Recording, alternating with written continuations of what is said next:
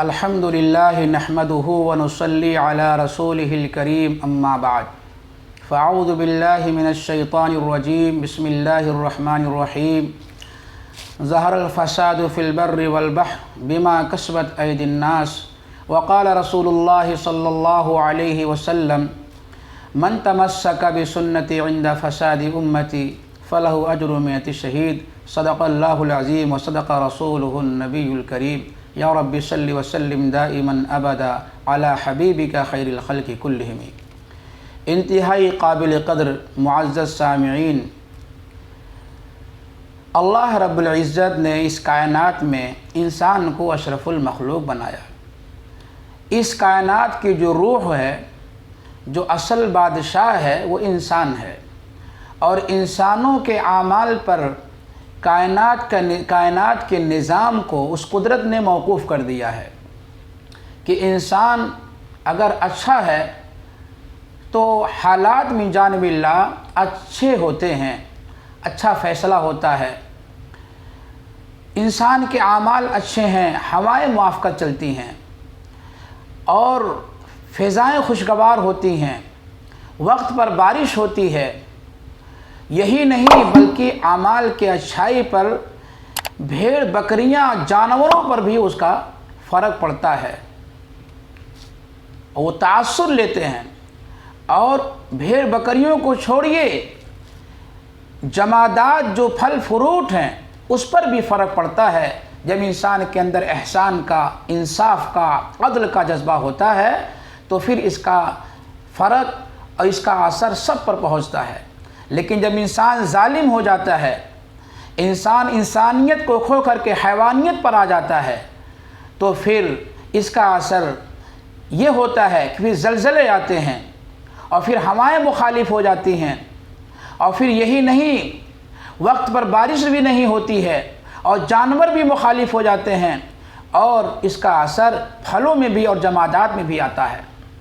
اس لیے انسان کے لیے، انسان کے سدھرنے کے لیے، انسان کو سنوارنے کے لیے، انسان کو بنانے کے لیے اسپیشل طور پر اللہ رب العزت نے کچھ مقدس ہستیوں کو نازل کیا ہے کہ وہ انسانی قلوب پر جا کر محنت کریں، جن کا نام ہم انبیاء کرام علیہ السلام سے لیتے ہیں۔ وہ مقدس جماعتیں آئیں اور محنت کرتی تھیں، انسان کو انسان بنانے کی محنت کرتی تھی۔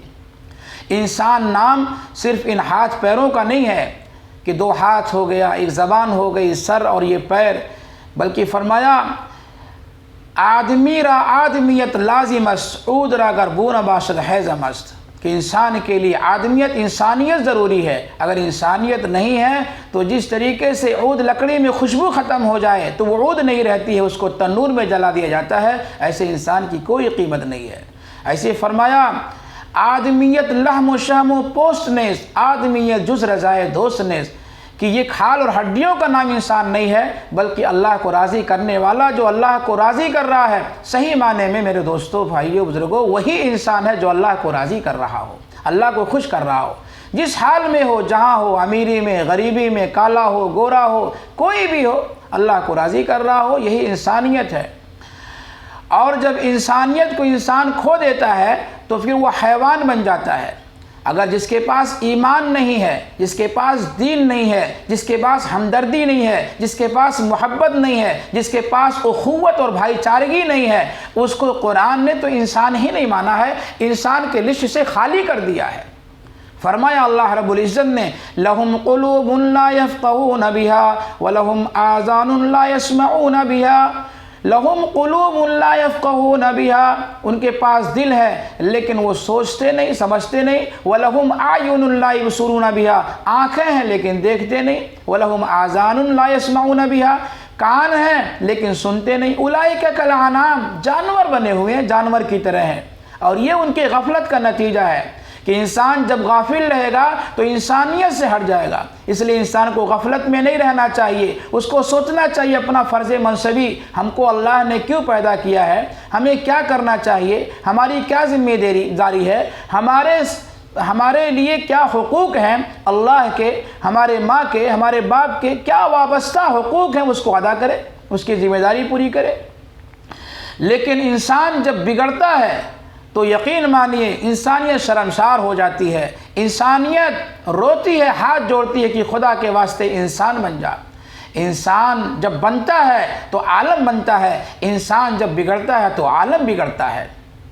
اور یہ بگڑتے بگڑتے کہاں تک پہنچتا ہے؟ میرے دوستو، ایک جانور ہے، گدھا، گھوڑا، بلی، اگر آپ اس کو کھلا رہے ہیں، پلا رہے ہیں، اس کو کوئی دقت نہیں، مست رہے گا، لیکن اسی کے ساتھ میں ایک دوسرا جانور گھوڑا بندھا ہوا ہے، اس کے پیٹ میں درد ہے، اس کو بے چینی ہے، وہ تڑپ رہا ہے، لیکن اس گھوڑے پر کوئی فرق نہیں پڑ رہا ہے کہ وہ درد میں ہے، پریشان ہے، کوئی فرق نہیں پڑتا ہے۔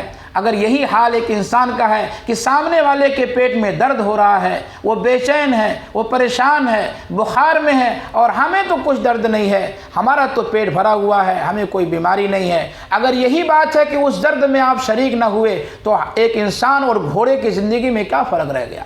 جانور بن گیا۔ لیکن انسان کی فطرت ہے کہ یہ شرافت میں بھی ترقی کرتا ہے اور شرارت میں بھی ترقی کرتا ہے۔ اب یہ صرف اب گھوڑا تو گھوڑا ہی رہے گا، وہ گھوڑا بنا ہے، گھوڑا بن کے مرے گا، لیکن انسان اور آگے بڑھتا ہے۔ ایک جانور اور ہے، اس کا کردار ادا کرتا ہے کہ دوسرے کا خون کرتا ہے، دوسرے کو موت کی نیند سلا دیتا ہے اور اپنا پیٹ بھرتا ہے۔ مثلاً درندہ ہے، شیر ہے، چیتا ہے، یہ چیتا دوسرے کا خون کرتا ہے، بکری پر حملہ کرتا ہے، وہ خواہ کتنی بھی چلائے لیکن اسے اپنا پیٹ بھرنا ہے، اس کے خون سے اپنی پیاس کو بجھانا ہے، اس کے گوشت سے اپنا بھوک کو مٹانا ہے، اس سے کوئی پرواہ نہیں کہ وہ زندہ رہے یا مرے۔ اگر ایک انسان کی یہی سوچ ہو گئی اور اس کی نیت یہی ہو گئی کہ اگلا چاہے مر جائے یا اگلا چاہے ہلاک و برباد ہو جائے لیکن ہمارا بھوک مٹ جانا چاہیے، اگلا کا گھر گر جائے ہمارا گھر بن جانا چاہیے، اگلا کنگال ہو جائے ہم مالا مال ہو جائیں، اگر کسی انسان کا یہ جذبہ، یہ سوچ ہے تو کیا ایک درندہ اور ایک چیتا اور اس انسان میں کوئی فرق ہے؟ سامعین آپ خود فیصلہ کریں، کوئی فرق نہیں رہا۔ ہم محاسبہ بھی کرتے رہیں کہ ہم کس اسٹیج پہ پہنچے ہیں اور کہاں تک ہم پہنچے ہیں انسانیت اور حیوانیت میں۔ اسی طریقے سے شیر رہے گا، چیتا چیتا رہے گا، لیکن انسان اور آگے بڑھتا ہے، اس کی کردار ادا کرتا ہے کہ ایک جانور سانپ ہے کہ وہ صرف کاٹتا ہے، اس کا فائدہ بھی نہیں ہے۔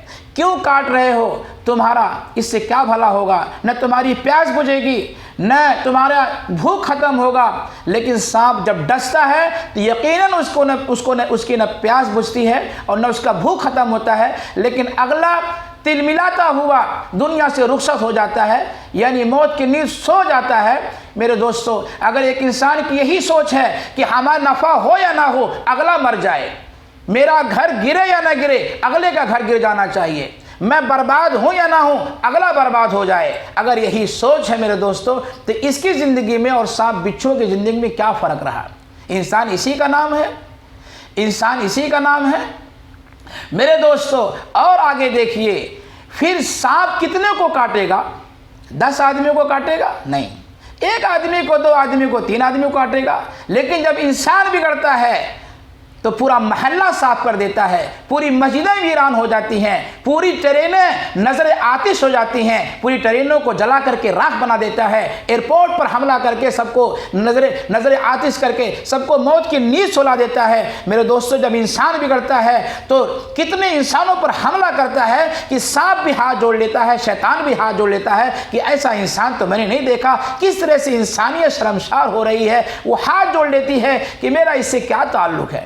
میرے دوستو، انسان کس کو کہتے ہیں؟ انسان کہتے ہیں میرے دوستو، اپنی جان چلی جائے میرے بھائی کی جان بچ جائے۔ میدان کارزار میں بھائی کو پیاس لگ رہی ہے، پانی، دوسرے ساتھی پہنچ رہے ہیں پانی پلانے کے لیے، اگلا ساتھی پڑا ہوا ہے، بیمار ہے، زخمی ہے، پانی، یہ شخص کہتا ہے کہ مجھے مت پلائیے، اگلے بھائی کو پانی پلا دیجئے، اس کی پیاس پہلے بجھائیے۔ وہاں پہنچتے ہیں تو وہاں سے اور آگے آواز آتی ہے۔ میرے دوستو، یہ سیرت بتا رہا ہوں، پانی کی آواز آتی ہے، یہ آگے بھیجتے ہیں، وہ آگے بھیجتے ہیں۔ خدا، میرے دوستو، عجیب منظر ہے، کسی نے پانی نہیں پیا، موت کا جام پی لیا، اپنے بھائی کو ترجیح دی، میرے بھائی کو پانی مل جانا چاہیے۔